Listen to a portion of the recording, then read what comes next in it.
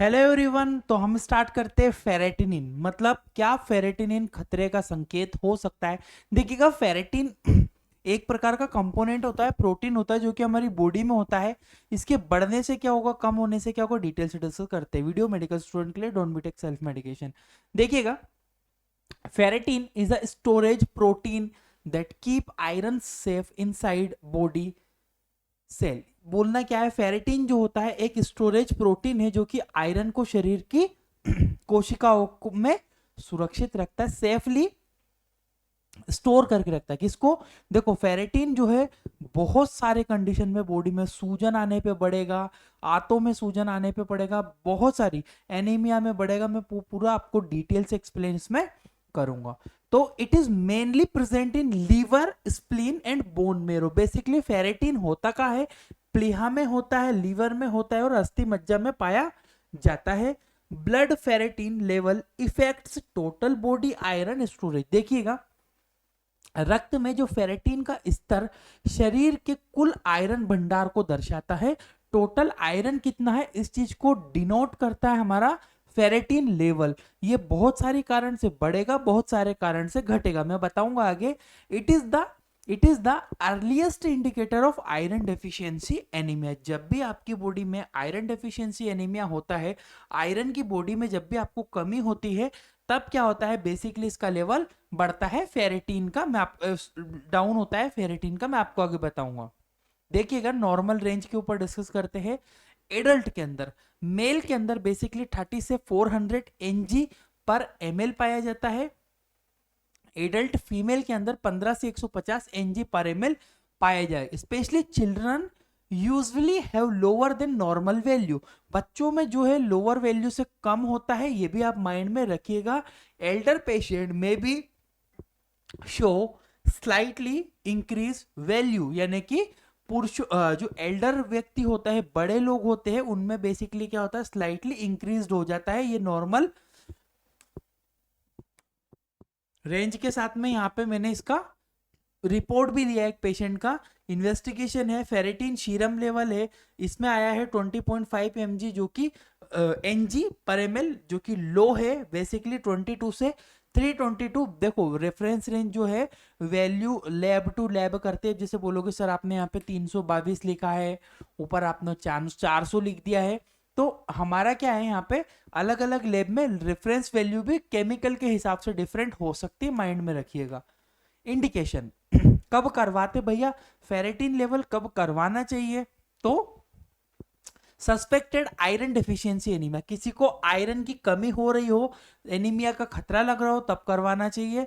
Unexplained फटिक, थकावट, कमजोरी हो। क्रोनिक ब्लड लॉस, जब मरीज का पुराने समय से ब्लड लॉस होता हुआ आया है। पाइल्स या हेवी मेंस्ट्रुएशन फीमेल में हो रही हो। बवासीर, अधिक मासिक धर्म के अल्सर में, या फिर क्रोनिक किडनी डिसीज वाले मरीजों को ये करवाना चाहिए। मैं आपको जूम करता हूँ, जिसका लो हीमोग्लोबिन लग रहा है उसमें करवाएंगे। यहाँ पे अंडरवेट जो पेशेंट है उसमें होगा। इसके अलावा रेस्टलेस लेग, अगर घुटनों में ज्यादा दर्द है, सिंड्रोम हो रहा हो, लीवर की कंडीशन आपको देखना हो, स्वेलिंग बॉडी में बढ़ रही हो, वुमेन विथ हैवी मेंस्ट्रुएशन, अगर महिला में ज्यादा मेंस्ट्रुएशन हो रहा हो, प्रेगनेंसी वुमेन को ये चेक करवाना चाहिए।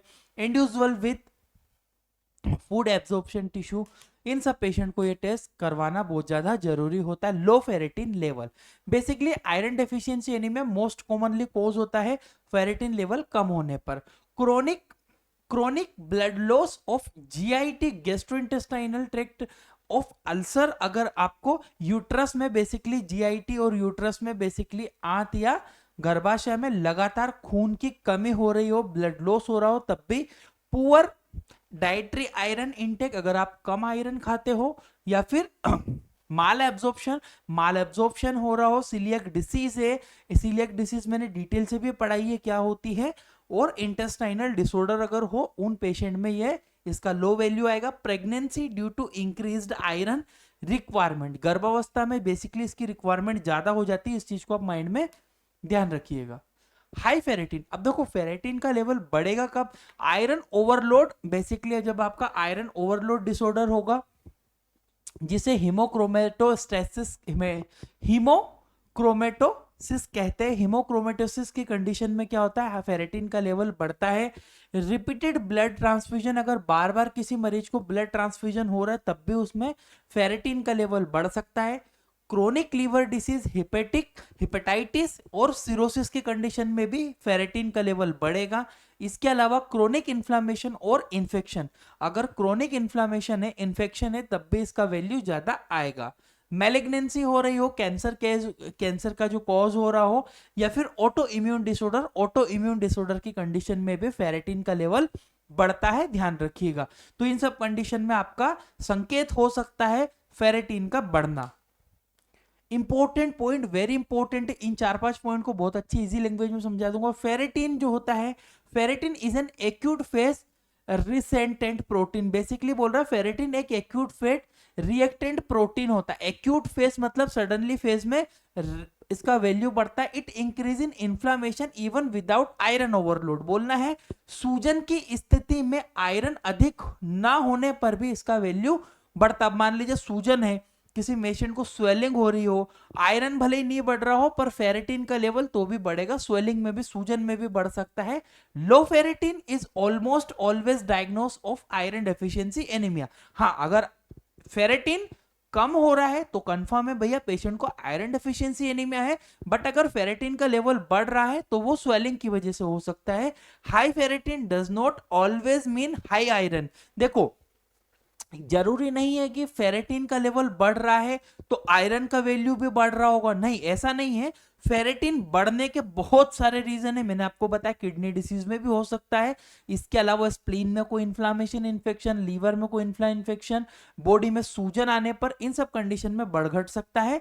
Always always correlatable with HB serum iron TIBC and transferrin saturation. हमेशा HB serum iron TIBC total iron binding test होता है ये, और ट्रांसफेरिन सेचुरेशन के साथ मिलाकर व्याख्या करें।